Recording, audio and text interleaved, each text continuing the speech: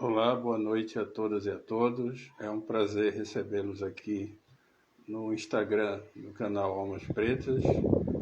Estamos iniciando mais uma live do canal e hoje teremos um convidado especial, o amigo Érico Silva, que é graduado em Filosofia e também é um membro fundador do projeto Canal Teoria Periférica, fundador desse projeto.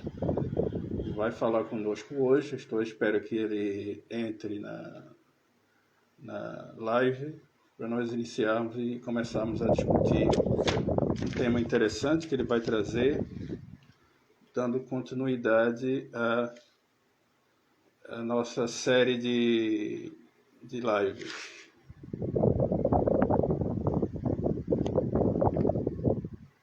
Um instante, enquanto acertamos os últimos detalhes aqui.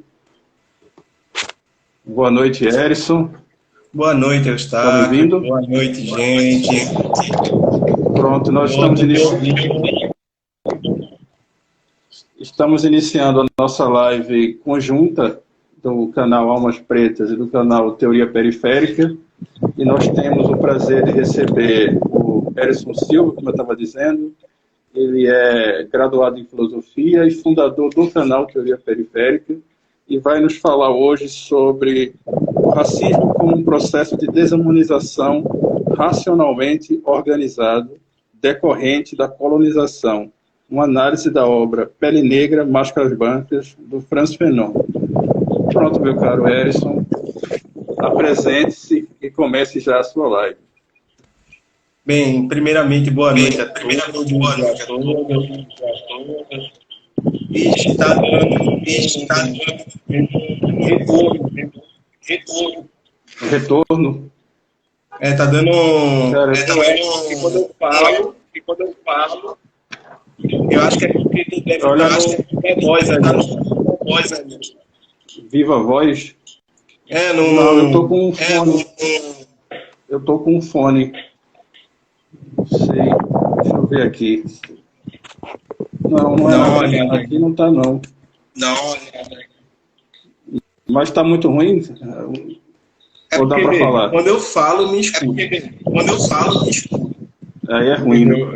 Fica dando o retorno da minha voz, entendeu? Eu não sei nem o que fazer, porque é um problema mesmo desse telefone, porque quando eu transmito no computador não tem esse problema, sabe? Deixa eu ver aqui. Mas não és a primeira pessoa. Se melhora, né? Ele está dizendo para o Júlio César, dizendo para fechar o áudio. Eu não sei, e agora? Vamos ver. E aí? Como é que eu fecho o áudio aqui? Que eu não sei. Não, agora eu acho que resolveu. Resolveu? Então pronto. Agora Boa noite, César. É um prazer tê-lo aqui. Pronto, vai lá. Continue.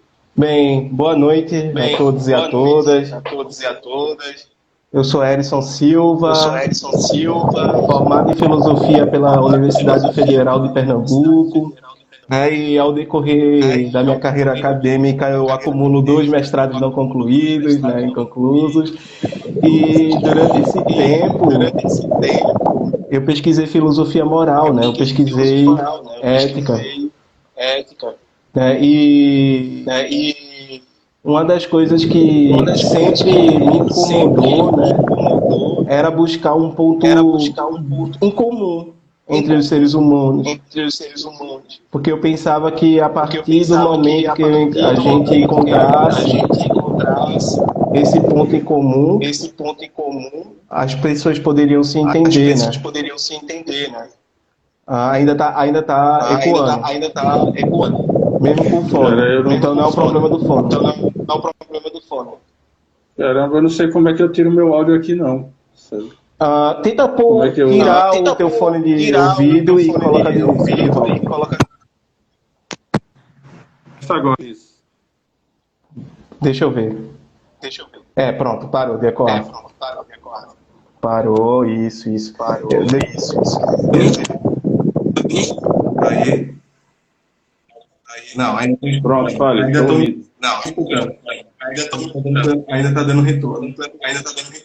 Onde é que eu fecho meu áudio aqui? Eu Ah, não sei.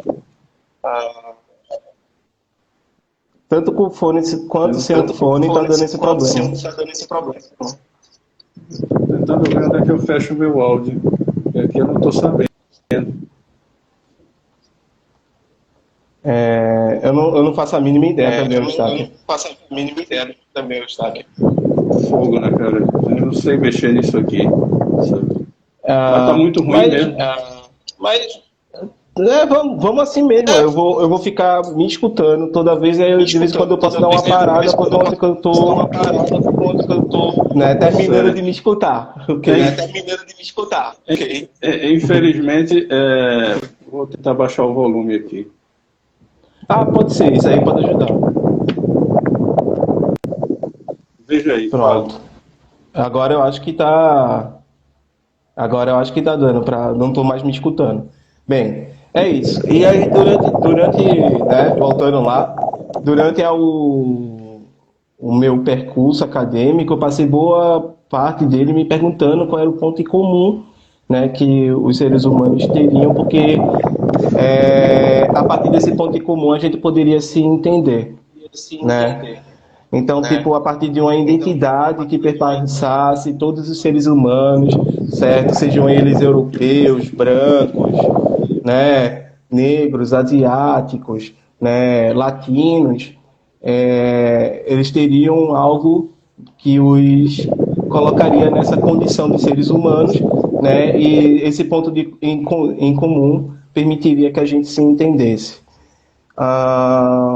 Com o passar dos anos eu percebi que isso estava errado. Porque a gente não vai conseguir, né, afirmar uma igualdade na medida em que a gente nega um fato que é dado, que é o fato que a gente é diferente um do outro, né? Se a gente nega esse fato, que nega as nossas diferenças, né, a gente não vai conseguir enxergar os outros, né, diferentes de quem eu sou, de quem o Eustáquio é, de quem o europeu é, enquanto um outro ser humano. Pelo contrário, né, a gente vai ter uma espécie de critério, uma espécie de humanidade, né, de critério de ser humano, que é muito reduzido, muito inclusivo, né, que vai se reduzir ao ser humano europeu, basicamente um homem branco, de classe média, burguês, né, com valores judaico-cristãos. Então, quando eu percebi isso, eu resolvi, né, pesquisar outras coisas, né? Eu passei por David Hume, né, e que já é um filósofo já atenta um pouco mais para essa questão, mas ainda assim ele está buscando por ser um filósofo moderno, né? Ele ainda está buscando um ponto em comum, né? Um ponto que seja comum a todos os seres humanos. E aí foi quando eu passei por várias situações que me levaram, né, situações factuais da minha vida, né, que me levaram a pesquisar um pouco sobre a questão negra, sobre a questão da pessoa negra, e aí foi quando eu me deparei com Silvia Almeida, Djamila Ribeiro, Ashman Baby, né, com o Franz Fanon, né, que meio que coloca a questão que é primordial, né, que os seres humanos a afirmar, né, ou no caso a sociedade, né, europeia, norte-americana, a afirmar uma, vamos dizer assim, uma definição, um conceito de humanidade, ela desumaniza todas as outras formas possíveis de humanidade, certo? Que poderiam vir a existir. E aí foi quando né, eu percebi o grande problema da desumanização, né, do processo de desumanização, que em certa medida ele é racionalmente organizado, certo? Embora ele vai ter implicações objetivas e implicações subjetivas, né, inerente ao psicológico e até mesmo à ontologia, né, das pessoas das demais humanidades, por assim dizer. Por quê? Porque não vai permitir que o outro exista enquanto o outro, né? Enfim, isso tudo para falar, né, dessa obrinha aqui, dessa coisinha, né, chamado Pele Negra, Máscaras Brancas. E atentem para o título do livro, né, que é Uma Pele Negra e várias máscaras brancas, né? Porque isso. Porque não dá só para, né, mutilar a humanidade de um ser humano com uma máscara branca. É preciso diversas máscaras brancas para cobrir tudo que a gente é de humanidade e tentar formatar, certo? De tal forma que se enquadre no modelo de humanidade pré-estabelecido, né, que é um modelo excludente, ok? Enfim, para falar um pouco de Pele Negra e Máscaras Brancas, que é uma obra que eu estou estudando há alguns meses, alguns dias aí, é preciso falar um pouco do Frantz Fanon, né, que é nascido na ilha da Martinica, né, em 20 de junho de 1925, né, e a Martinica até hoje ainda é uma colônia da França, ainda é um território francês, considerado um território francês, né? Então, tá aí o teor dele falar de colonização, né? Porque ele sentiu, né, as consequências desse processo de colonização na sua vivência, né, na própria vivência dele, como tantas outras pessoas negras ainda sentem hoje, certo? E, assim, o Fanon, né, ele teve uma trajetória que é bastante interessante. Ele lutou na Segunda Guerra Mundial, né? Depois disso ele foi se formar, né, na França, e aí quando foi se formar teve o Pele Negra, Máscaras Brancas, vamos dizer assim, não aceito como trabalho de conclusão de curso, né? E aí ele teve que fazer um outro texto lá em 2 semanas, ele fez lá, né, um outro texto e se formou, né? E após se formar, ele foi trabalhar como psiquiatra num hospital na Argélia, né? E aí participou, né? Foi quando ele viu as consequências, né, de fato psicológicas teve a oportunidade de estudar mais, de se aprofundar mais, porque ele já tinha percebido, né, as consequências psicológicas, as mutilações psicológicas que a violência do racismo e do colonialismo, certo, ele causa na pessoa negra, né? No fundo, né, é como se o Fanon ele tivesse traçando um diagnóstico filosófico, psicológico, né, vamos dizer assim, das patologias que o racismo gera nas pessoas. O grande problema é que no meio desse diagnóstico ele vai compreender, ele vai colocar que tipo a patologia não é só do negro, a patologia também atinge as pessoas brancas, e isso ele vai chamar de uma patologia de alienação colonial, né? Nós somos alienados do ponto de vista colonial e ainda exercemos essa espécie de domínio, né? No caso, não nós, mas, né, os brancos sobre nós, né? Com todos os padrões, os modelos, etc., né? Que impede o ser humano negro de exercer a sua negritude ou de ser livre, né? Ser livre para ser o ser humano que se é, né? Não dá Não dá para a gente pensar o Fanon como um pensador, né? Compreender o Fanon como um pensador que está trabalhando fora do seu momento histórico, que está para além da sua época. Pelo contrário, ele é alguém que pensa dentro das próprias vivências e por isso é um sujeito da sua própria história, do seu próprio momento histórico. Não é um filósofo ahistórico, certo? Nem metafísico no sentido dogmático da palavra. Ele é um cara que está completamente inserido no seu momento histórico, na sua localidade e em todo o movimento social, político, psicológico que acontece, certo, na sua época, ok? Tanto que ele acaba,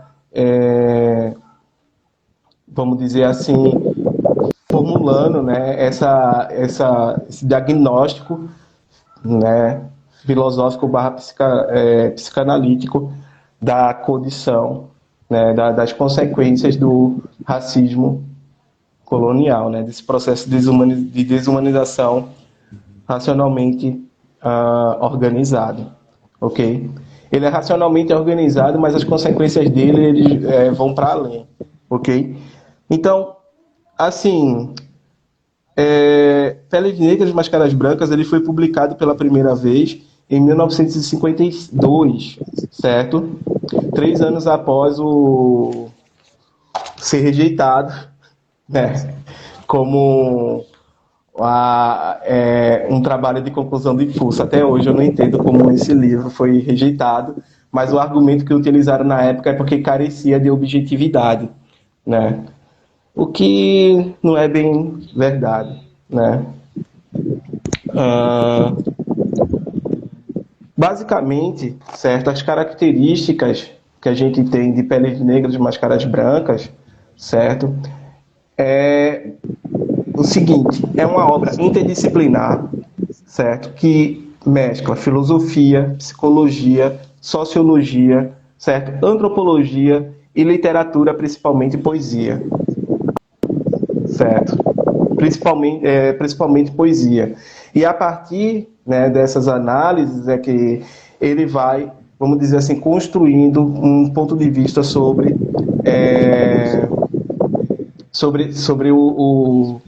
o ser humano negro, o sujeito negro, né?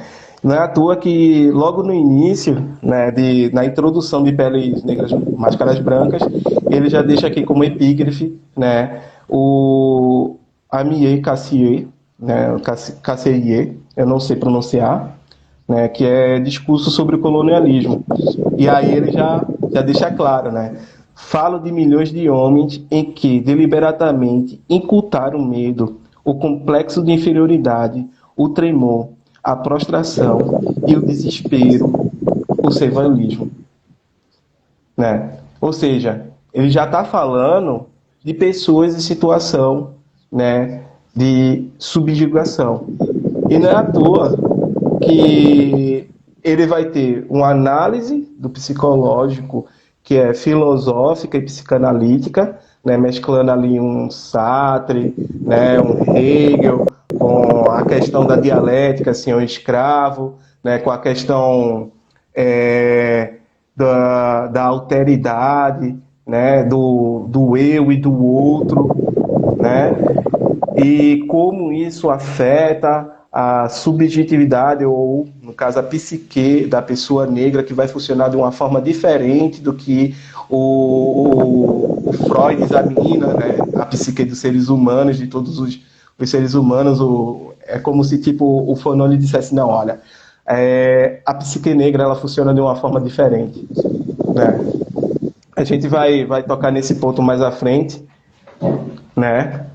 A gente vai tocar nesse ponto mais à frente, mas é bom.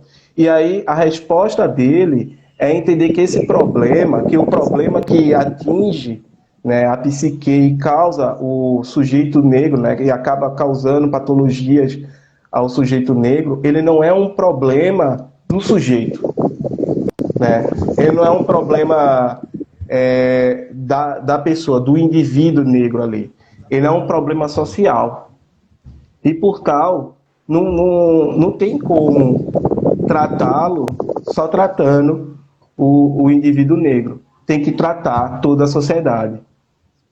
Né? E não é à toa que ele vai falar de alterar as estruturas sociais. Ou seja, ele tem, né, uma análise, um diagnóstico, né, ali que flerta com a psicanálise, que flerta com a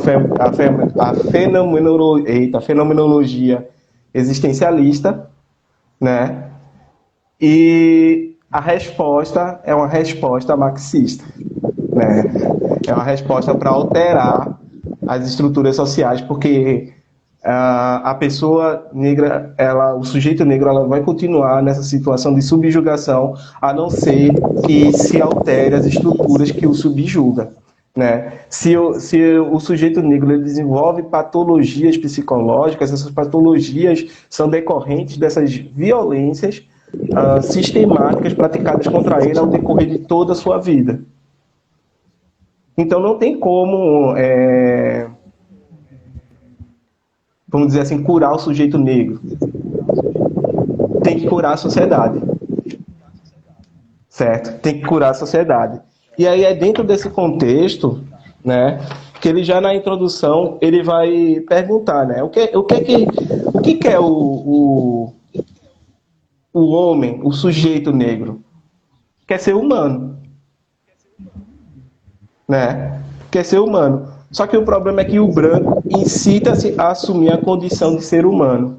Ou seja, por mais que o negro queira ser humano, ele não pode, né, ser humano porque ele não pode ser branco. Ele não pode tornar-se branco, né? E aí ele vai falar que o branco está fechado na sua brancura, né, e o negro está fechado na sua negrura. Né? Se houvesse uma espécie de dialética aqui, né, se a gente fosse tentar compreender essa situação a partir de um ponto de vista dialético, não existiria dialética, porque não existe o outro. Né? Para o branco, o negro não é o outro, porque nem humano ele é. Entende? E para o negro, né, o branco não pode ser o outro, porque ele não pode ser branco. E mais do que isso, né, o negro, quando ele se olha, ele é outro, né, ele é o outro do outro, que é outro para si mesmo. Certo? Porque quando ele se olha no espelho, por assim dizer, ele não vai se enxergar nesse espelho, porque o espelho ele só reflete a imagem, o olhar que os brancos têm sobre os negros. Então, quando ele se olha no espelho, o espelho é branco. Né? Esse espelho ele é um espelho completamente branco, que não permite que o negro se enxergue, que se olhe, né, no espelho e se enxergue, mas pelo contrário, ele se enxerga a partir de uma perspectiva, de uma ótica que as pessoas brancas têm sobre ele. E isso impede, obviamente, da pessoa negra se ver enquanto ser humano. Certo? Eu não sei se eu estou me fazendo claro, se eu estou utilizando muito, né, muito argumento filosófico aqui. Né? Não, tá ótimo, tá ótimo. Tá me escutando, né? Tô. Então, isso daí, Pronto, tá ótimo. Isso daí já deixa, né, o sujeito, a pessoa negra, numa condição patológica. Né? Porque ela não vai conseguir se enxergar, ela não vai conseguir se ver. Ela vai sempre se ver através do olhar do outro. Né? E esse olhar do outro é tão desumanizador que não permite que esse sujeito negro ele se enxergue enquanto ser humano. Né? Então a gente vai sempre estar condicionado a se enxergar a partir de um olhar do outro que não nos enxerga, não nos vê enquanto seres humanos. Né? Algo que é completamente patológico do ponto de vista psicológico mesmo, certo? E aí a gente vai, vamos dizer assim, dar uma olhada aqui na estrutura do livro e a gente vai ver que tem 7 capítulos mais a conclusão, né? E esses 7 capítulos, né, são extraordinários, certo? E cada professor que eu li, cada, né, palestrante que eu vi, porque eu dei uma pesquisada, assisti vídeo, etc., cada um, eles indicavam uma ordem de leitura diferente e, enfim, faziam críticas ao fenômeno em alguns momentos, né? O primeiro capítulo é o negro e a linguagem, né? E isso daí é algo extremamente importante, porque a questão da linguagem, certo? A questão semântica, a questão de como você se expressa, ela determina muito, né? É como o próprio Fanon, ele vai falar aqui nesse capítulo, né? Falar é estar em condições de emprestar uma certa sintaxe, possuir a morfologia de tal ao qual língua, mas é sobretudo assumir uma cultura, suportar o peso de uma civilização. Mais do que isso, né? Falar, né?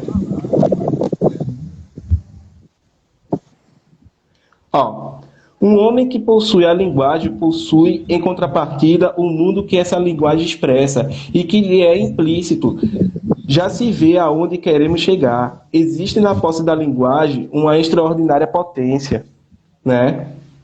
Todo povo colonizado, isto é, todo povo no seio do qual nasceu um complexo de inferioridade devido ao sepultamento de sua originalidade cultural, toma posição diante da linguagem, da noção civilizadora, isto é, da cultura metropolitana. Quanto mais assimilar os valores culturais da metrópole, mais o colonizado escapará da sua selva. Quanto mais ele rejeita sua negridão, seu manto mais branco será. Né? Ou seja, quando ele assume uma linguagem, como era o caso da Martinica, que não se falava o idioma, o dialeto, certo, da própria Martinica, mas se falava o francês, né? Eles se enxergavam como francês. Eles tinham que falar como os franceses falavam, com sotaque francês, do modo como um colonizador fala. E isso tem um problema gigantesco, né? Um problema gigantesco, porque não permite o ser humano se expressar tal qual como ele é. Não permite ele elaborar um sistema semântico que o permita produzir conhecimento a partir dos seus próprios fundamentos e vivências. Certo? Então, o que a gente tem aqui? A gente tem um processo de colonização que é tão profundo, um processo de racismo que é tão profundo, certo? Que ele determina não apenas a sua forma de falar e de pensar, mas também a forma de produzir conhecimento e de comunicar esse conhecimento ao outro, né? Então é como se eles olhassem, né, para as pessoas negras que sofreram o processo que sofreram e ainda sofrem um processo de colonização, né, e dissessem: olha, essa linguagem não é adequada. Você não pode falar com a gente assim. Mas aquela era a forma, sei lá, né? Isso acontece até hoje, né? Pega uma pessoa que vem da periferia e fala para alguém que é do ambiente acadêmico, por exemplo, né? Isso daí deixa muito evidente, né? Muito evidente a questão da linguagem. Você não pode falar com suas próprias linguagens, com suas próprias ferramentas linguísticas, certo? Sobre determinados temas ou mais, né? Você não pode expressar o seu próprio conhecimento. Você não é um sujeito produtor de conhecimento. É como se, tipo, se eu não tenho linguagem, eu não tenho como narrar também a minha história, né? Eu não tenho como narrar a minha história. Eu não tenho como dizer quem eu sou, certo? Eu não tenho como produzir conhecimento.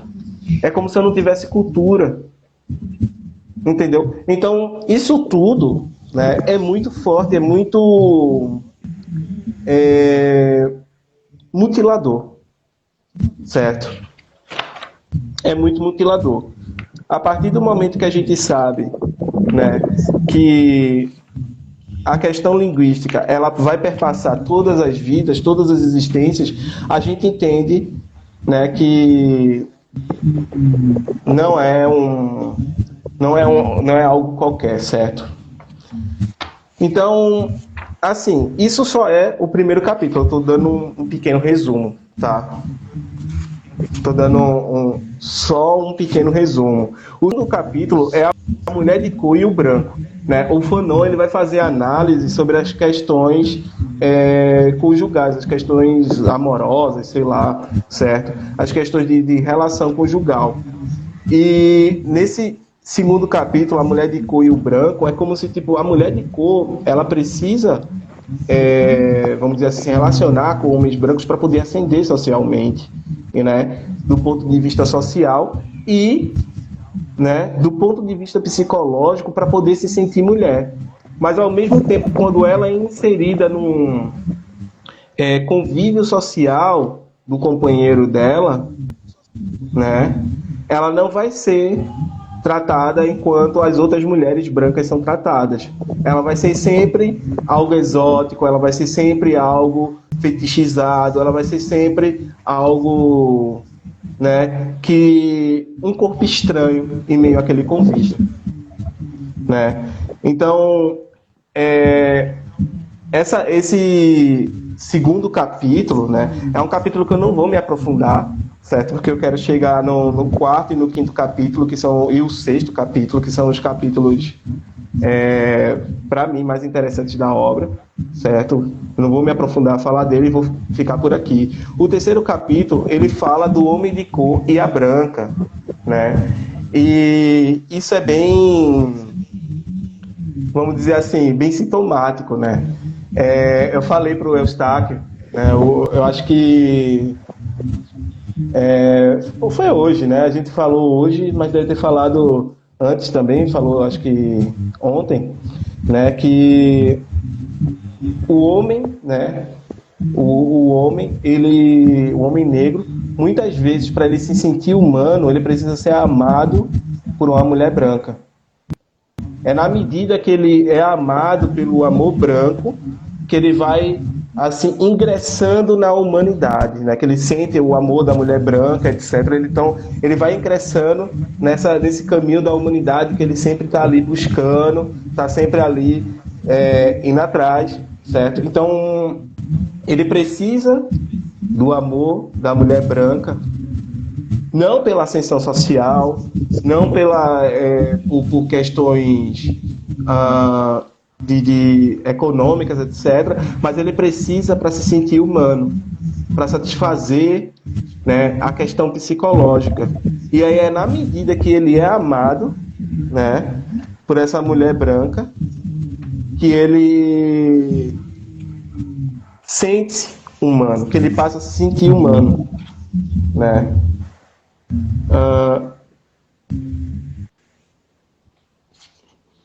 Tem uma parte, eu não sei se eu vou conseguir, né?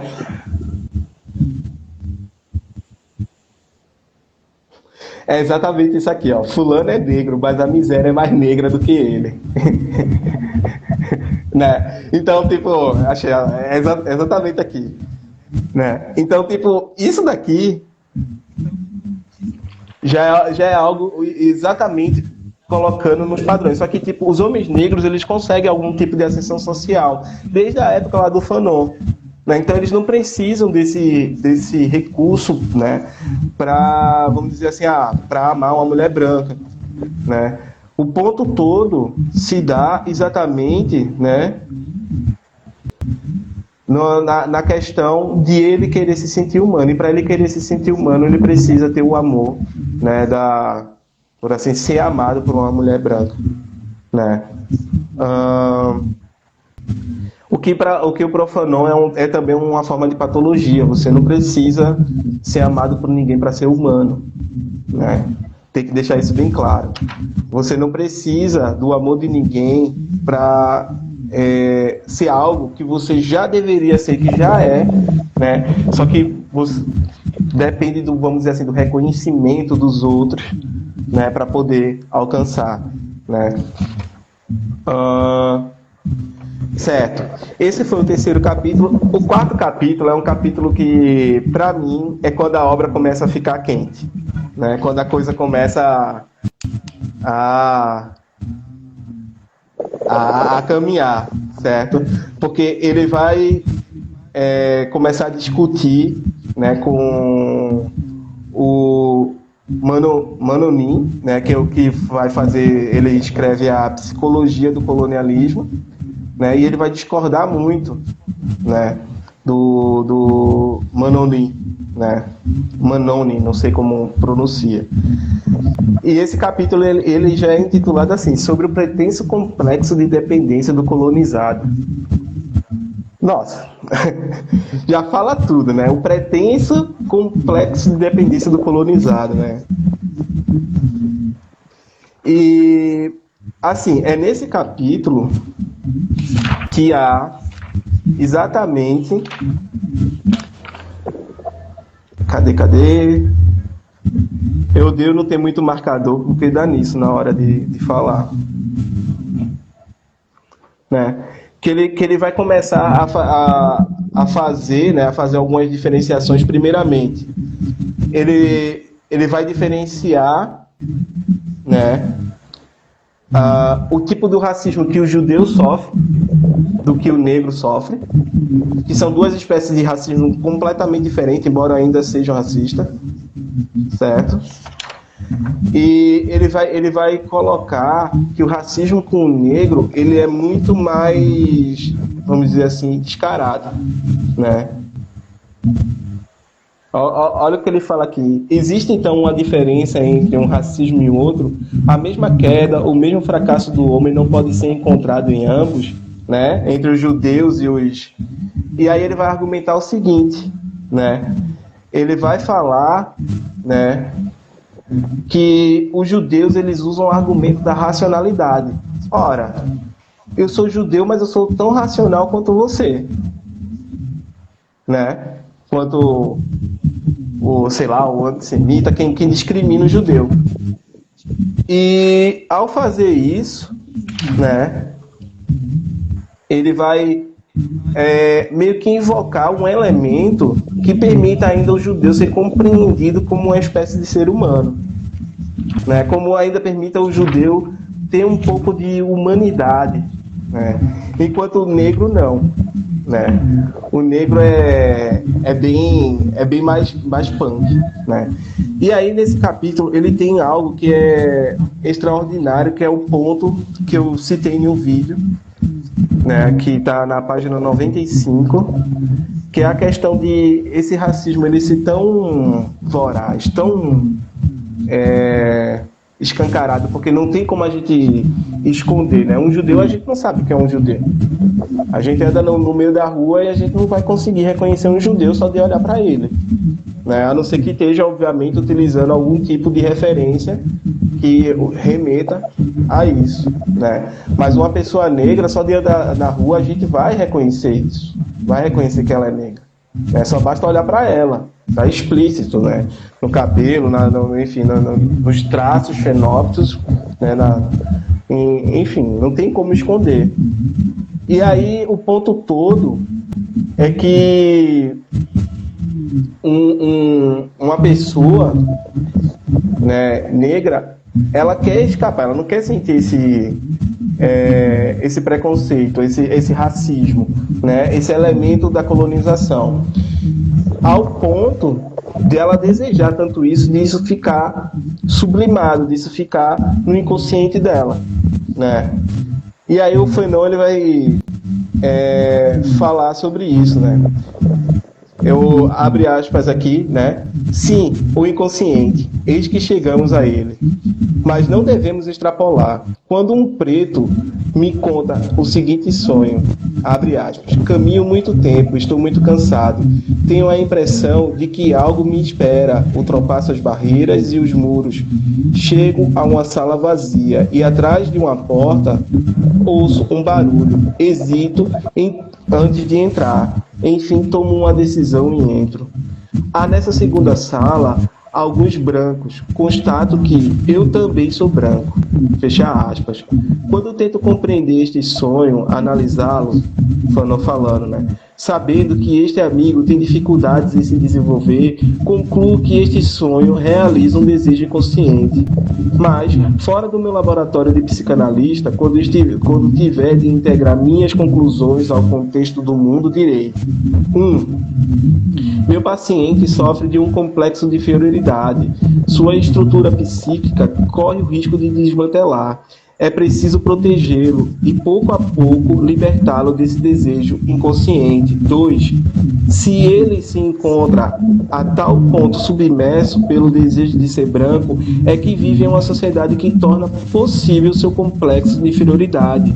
Em uma sociedade cuja consistência depende da manutenção desse complexo. Em uma sociedade que afirma a superioridade de uma raça, é na medida exata em que esta sociedade lhe causa dificuldades que ele é colocado em uma situação neurótica.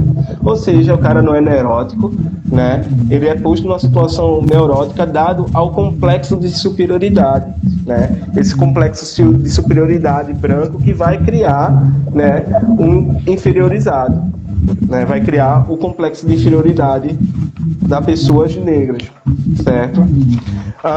Aqui eu atento, eu já fiz um vídeo, eu já falei um pouco sobre isso, né, para o caso de Michael Jackson, né? Michael Jackson, ele é um exemplo claríssimo disso. Era um cara que era brilhante em tudo que fazia, certo? Era inigualável, extraordinário, né? E que simplesmente ele se embranqueceu, teve que se embranquecer, né? Até hoje é tido como o rei da música pop, né? Como alguém que ninguém conseguiu fazer algo tão genial quanto ele, tem uma obra tão magnífica, né? Mas ele passou por esse processo de embranquecimento, e aí a gente não está falando de uma forma metafórica, né?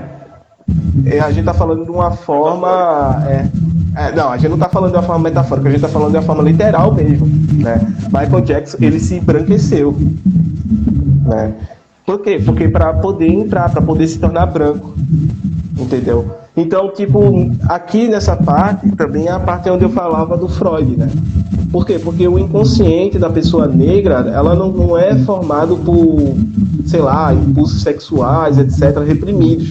Aqui é outra questão, né? Existe um desejo no qual ele não pode realizar de forma alguma, que é se tornar branco, né?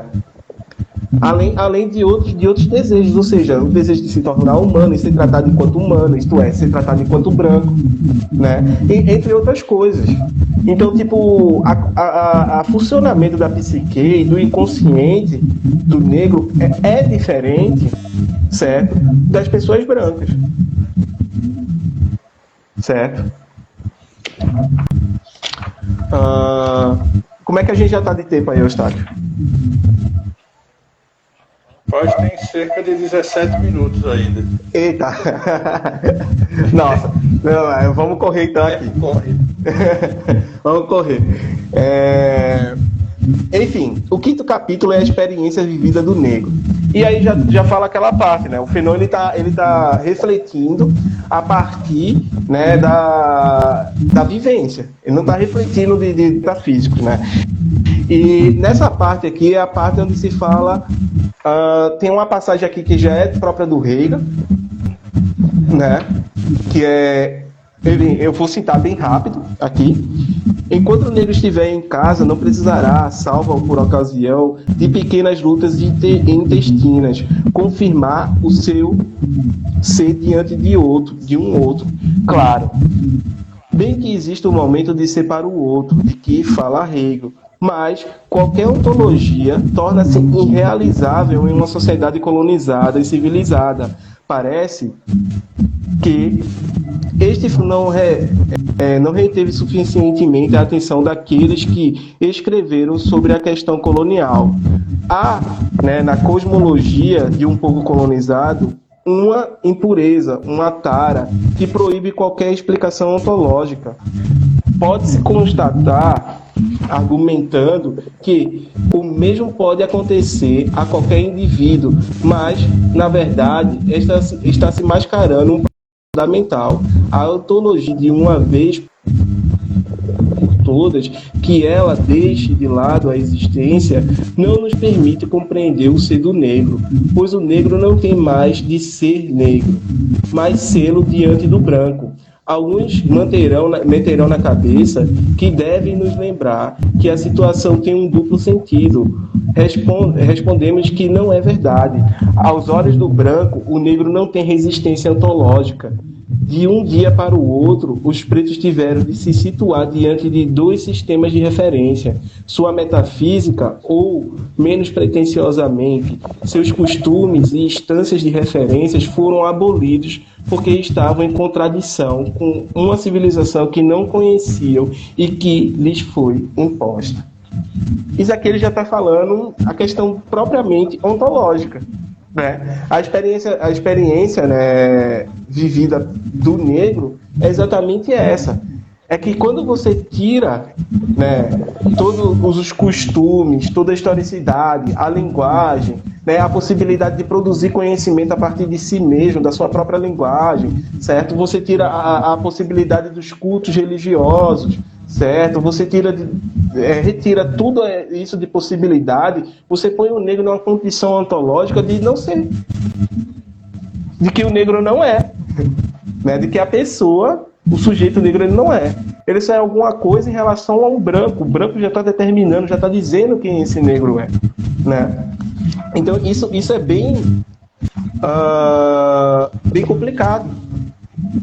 Entendeu? É por isso que gera tanto complexo, tanta patologia, tanto neurose, né? Por quê? Porque é como se o cara fosse uma espécie de esquizofrênico, né? Do ponto de vista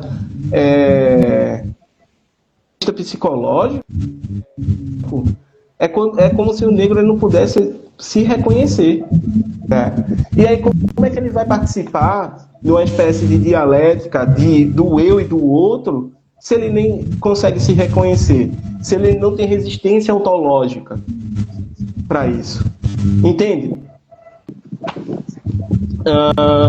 Tá, esse capítulo 5 ele tem muita coisa, certo? Enfim, cada um desses capítulos merecia uma live. Não vou negar aqui. Verdade. Né? Porque essa é uma obra genial, só que não temos tempo, né? Então, sobram 10 minutos, vamos para o capítulo 6, o preto e a psicopatologia, né? Bem, esse capítulo ele já fala tudo, o negro e a psicopatologia. Por quê? Né? Isso tudo, todo esse processo torna a pessoa negra doente psicologicamente, né? E o ponto todo aqui é que ele também vai discutir com a noção de Jung, né, de inconsciente coletivo, porque o Jung ele vai dizer que as noções, arquétipos e tudo mais, aquilo dali já é universal.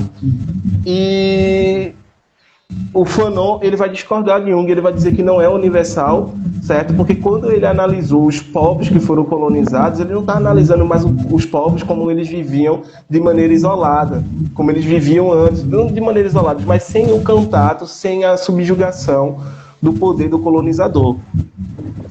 Então, tipo, o que é que vai acontecer? Vai acontecer que a criação do inconsciente coletivo, né, que é algo que está ali já posto na teoria junguiana, ela vai ser povoada, certo? O imaginário, o inconsciente coletivo, pelo imaginário que o colonizador tem sobre os negros, né? Deixa eu ver se eu acho. Aqui.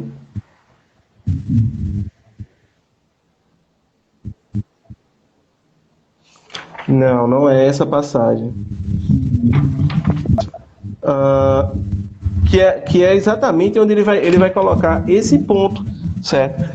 É como se, no fundo, a sociedade, as pessoas negras não pudessem nem se desenvolver, né? Eu não posso me desenvolver o meu inconsciente, a minha consciência solitariamente, individualmente. E também não posso fazer isso de maneira coletiva. Ok? Alisson, temos 10 minutos, exato. Tá, vamos já então encerrando aqui. Vamos para o capítulo 7, né? O preto e o reconhecimento. Né? É quando o Fanon, né, ele vai começar a falar que o negro ele tem que se libertar, se retirar, né? Tirar de si essas múltiplas máscaras brancas, certo? Isso que amordaça ele, essa visão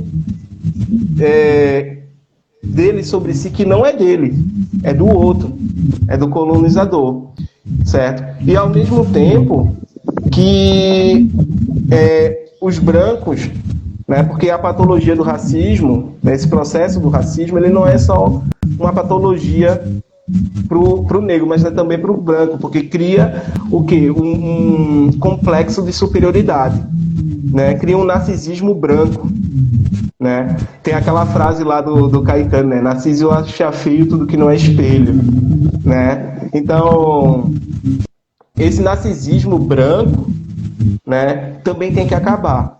Para que os negros, para sobreviver, né, para sobreviver, não tenham que utilizar máscaras brancas. Entende? Não tenham que utilizar máscaras brancas. Porque é uma condição de sobrevivência do negro utilizar máscaras brancas. Ele precisa utilizar essas máscaras brancas para poder se mover nos meios sociais brancos, para poder ser entendido ou ser compreendido ou levado em consideração, certo? Enquanto ser humano, né? Não adianta a gente pensar como os judeus, por exemplo, né? Ah, mas eu também sou racional. Não. O branco, ele já colocou para o negro o estigma de ser alguém passional, de ser alguém, de ser o homem terra, né? De ser alguém ligado às paixões, ao coração, né? E nisso o homem branco, né? Ele já estabeleceu uma superioridade da razão sobre os afetos, né? Já estabeleceu essa superioridade da razão sobre os afetos. E aí o que que primeiramente o negro não pode fazer? Ele não pode dizer que tipo, os afetos são superiores à razão. E isso muitas vezes pode se traduzir em dizer, mas os brancos não sabem dançar samba, não sabem jogar capoeira, né? Não tem um molejo, não tem um gigado, né? Aqui em Pernambuco não sabe dançar tecnobrega e tudo mais, né? Então, tipo, os brancos não sabem. A gente não pode fazer isso, porque isso é a mesma coisa, né, do que tirar onda com, né, enfim, fazer gracejo, um branco fazer gracejo com um negro que não sabe filosofar, que não sabe refletir segundo as categorias, segundo os princípios, as ideias e os conceitos filosóficos, né? Então, tipo, a gente não pode inverter, né? A gente tem que se libertar disso, e se libertar disso significa simplesmente, em certa medida, não ser na medida do outro, na medida do branco, né? Mas antes ser para si. É por isso que essa questão do auto, né? De se auto-reconhecer, né?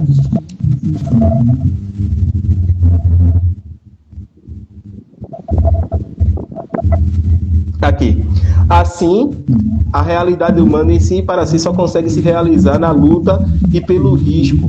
Deixa eu até ver aqui quanto tempo falta. 4 minutos, meu Deus. Se envolve. Este risco significa que eu ultrapasso a vida em direção a um bem supremo, que é transformação da certeza subjetiva, que tenho do meu próprio valor em verdade objetiva, universalmente válida. Ou seja, né, eu não preciso do outro para saber do meu valor, para dizer quem eu sou. Certo?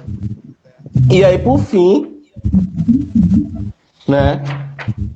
Por fim, temos que... Já estamos encerrando aqui a live, já vou agradecendo a todo mundo, mas eu quero colocar isso, né?